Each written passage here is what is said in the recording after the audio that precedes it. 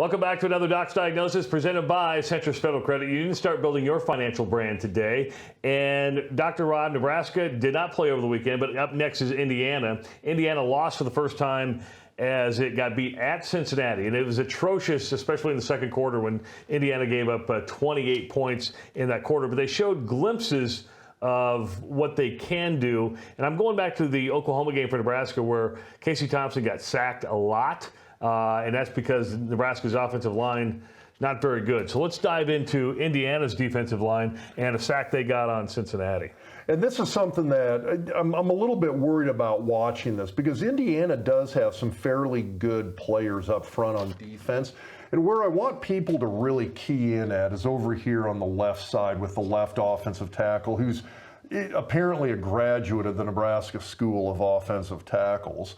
What you're going to see is with the defensive end here from Indiana, he's going to come in and there's about three things I want people to really watch as this play develops. One, he's going to do a great job of basically swatting the offensive tackle's hands away, which prevents this guy from being able to get any kind of meaningful contact on the defensive end.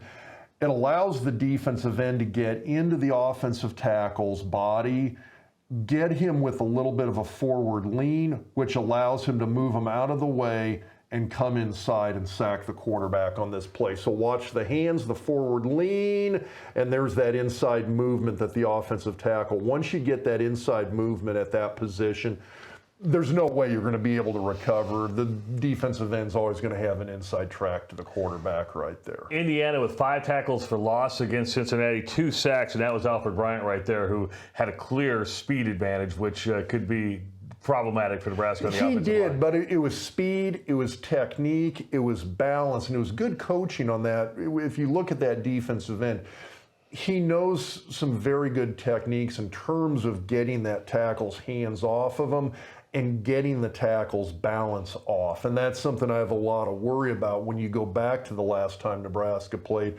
When you look at the offensive tackles for Nebraska, they had issues with those exact kind of things against Oklahoma's defensive ends. Now, I do think Oklahoma probably has a little bit higher caliber athlete than what Indiana has.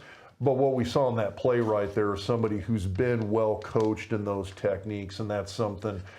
Keep an eye on Nebraska's tackles again this week against Indiana. That's all I'm saying. It's something I'm a little worried about.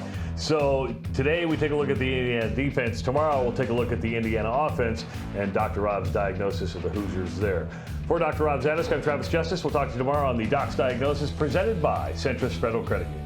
Centris Federal Credit Union presents the Doc's Diagnosis. Creating new financial habits can offer many benefits to individuals and families who are looking to set new financial goals. Whether that is paying off debt, buying a first home, building a home, taking a family vacation, or planning for retirement, Centris Federal Credit Union staff of financial experts can help set you on the right path to financial wellness. Start building your financial brand today.